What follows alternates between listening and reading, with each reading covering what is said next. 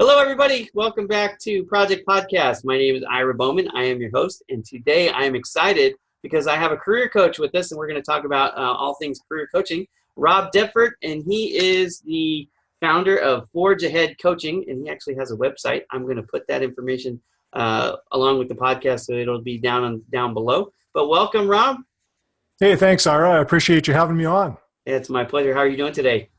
Doing really well. Excellent. Yeah. Excellent. Well, I brought you on because you and I have had many conversations. We're friends, and I thought that you would add value to the podcast because it seems like everywhere I look, career coach, career coach, career coach, and I have a lot of people who are like, what is a career coach? We'll get to that later, but I'm going to start asking you. I've got 3 questions for you today, and I want to get to all of them.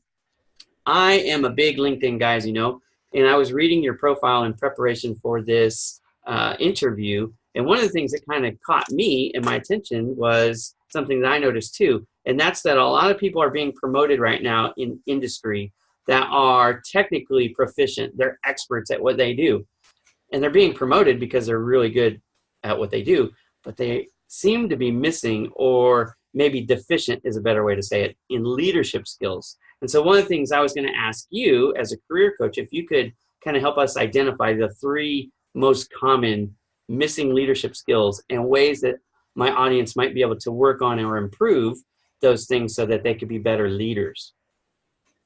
Sure. Well, I have That's a loaded question. Sorry about that.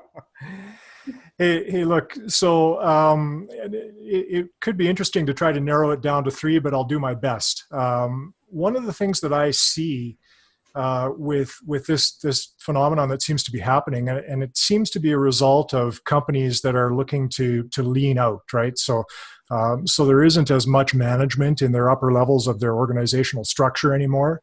And so maybe people that are being promoted into new leadership roles, or they're new leaders in a management level role, they don't necessarily have access to that mentorship and coaching that maybe they once had when there were more people at senior levels to provide that.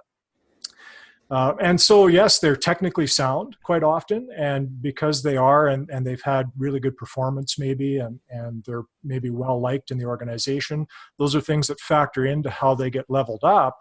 But maybe there's this gap on the leadership front, and maybe it's just not a recognition that leadership is actually a separate skill set altogether. So you're strong technically, but you're missing that separate skill set piece, that separate leadership skill set piece. So it's interesting because companies will bring people like me in to try to fill that gap, right? Through coaching, and trying to teach people some of that skill set. So what I see a lot is, number 1, can you develop rapport with a team? And that's a big thing. And it depends. Some people are natural at it. Some people not so much. If you're somebody like me who's a strong introvert, then sometimes it's a challenge to go out and approach people and try to find that common ground and really learn what they're all about. And that's absolutely critical as a leader, because you have to get some understanding of who's on your team and what their individual talents are and how they might collaborate together to contribute to the bigger picture goals. Sure. So if you don't have rapport, they're not going to know you, they're not going to like you, they're not going to trust you, they're not going to want to work for you. Isn't it that's that old adage that's true? They don't care how much you know until they know how much you care, right? Absolutely. Absolutely. So that's a big one. Another one I think is listening. I'm an advocate of active listening, and that really is it's moving away from what people traditionally thought about management to be, where it was sort of like giving direction, right? Okay. Instead of giving a lot of direction, which has to happen sometimes, I get that, but be prepared to do more listening to what your team has to say. They're smart people; they need to contribute. 2 ears, 1 mouth. 2 ears, 1 mouth. 2 ears, 1 mouth. And then lastly, I think is communicate. Yeah. Right? We're in an era where the largest portion of the workforce really is made up of the millennial generation now. And one of the things that they value, and I hate to paint them all with the same brush, but we know generally they tend to value having an understanding of how their contribution matters. So if you can communicate everything you can, communicate frequently as well, and make sure that they know that what they're doing makes a difference and they know what's happening in the bigger picture of the organization, you're going to get better results. Now, with communication, do you notice it more with written or oral or nonverbal? What seems to be the biggest void? I think sometimes the electronic communication gets lost. Okay. We get a lot of emails in our inbox, as we know. So if I go back to that developing rapport piece, hopefully I'm gaining an understanding of how my individual team members operate and what their preferred communication methods are. And then I'm going to try to accommodate that. Yeah. Excellent. Okay, so we're going to change the pace a little bit, and we're going to talk about something I've noticed. A growing trend seemingly is the desire for people to switch industries, like the grass is greener on the other side of the hill, right? Yeah. What advice can you offer a person who wants to switch careers midstream to maybe help them get noticed so that they can effectively get hired faster? Because that seems to be the biggest challenge is, not applying for jobs, but actually getting called in for an interview. So any advice that you can offer as a career coach for somebody switching stream or trying to switch streams? I think changing industries is going to happen more frequently. We're in an era now too where job hopping, so to speak, seems to be a little bit more normal. People are moving every 2 to 4 years on average, depending on whose stats you look at. So I think being prepared to make that transition is going to be key for anybody in their proactive career management planning.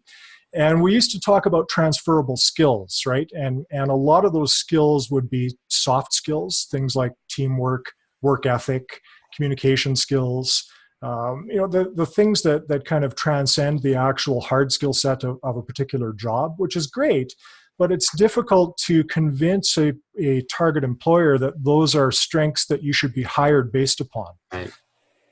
So the thing is, make a decision what direction you're going to go. We have to decide what do we want to do next. And once we know, right, and we make that decision based on the things that we value and the interests that we have and the environments we know we thrive in and a number of other things that we have to figure out first before we make that decision. But once we know that, then we target it and we can actually start strategizing as to how to get there.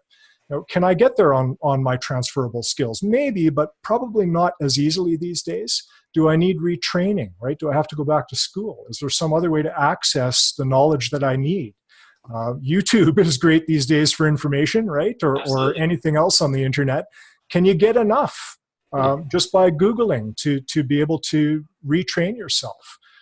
There's all kinds of online courses and things now these days too. So have some understanding of what you want to do and then create that plan to get to that end goal. Yeah, and I actually, this leads in very well to the final question. Obviously, you're a career coach, and I have noticed more and more people interested, as I kind of talked about in the very beginning. So can you, with this final answer, can you kind of give people an insight? What is a career coach? What do they do? How do they help people? And then maybe even more specifically, how do you help people? And if somebody's interested in getting coaching, would you be willing to add them as a client? How does that all work? Yeah, that's a great question because I think coaching has been a little bit watered down. Just the term itself, almost anybody can hang up a sign and call themselves a coach. I'm a coach. Yeah, exactly. Yeah, you bet. I'm an expert in fill in the blank. Yeah, sure. Yeah, for sure. So there's a lot of coaches out there, so it gets to be a little bit confusing. Career coaches, and I know a lot of good ones, right? We're pretty good at talking to each other and helping each other out.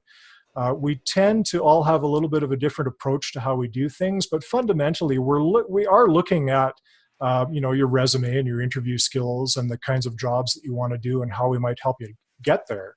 But we may have a unique methodology in how we approach each client. So for example, for me, I actually have some training in solution-focused life coaching, and I draw on some of the background in that to bring into assessment, right? Exploration, that piece of what is it do you actually want to do, right? And figuring out those things. Well, that's important, right? Because if you're not happy once you get it, then you're going to be miserable. You spend all this effort to get hired and then find out that's not even what you wanted to do. Well, that's exactly it. Yeah. So we want to have a concrete idea of what we're aiming at. And then the tools and things come later, right? And for me, it's really important to have an understanding that the world of work has changed. And we have to be prepared to stand on our own 2 feet if something should happen, like we get a layoff, for example.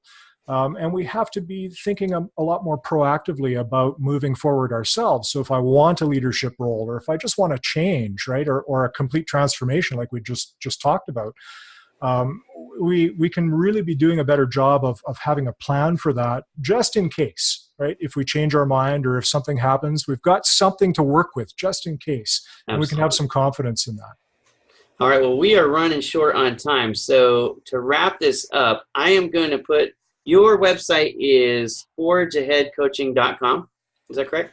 Forgeaheadcoaching.com. Okay. So I'm going to put that link so that people can click on it. I'm also going to give them access, if it's okay with you, to your LinkedIn profile so they can connect with you and get a hold of you that way. Is that all right?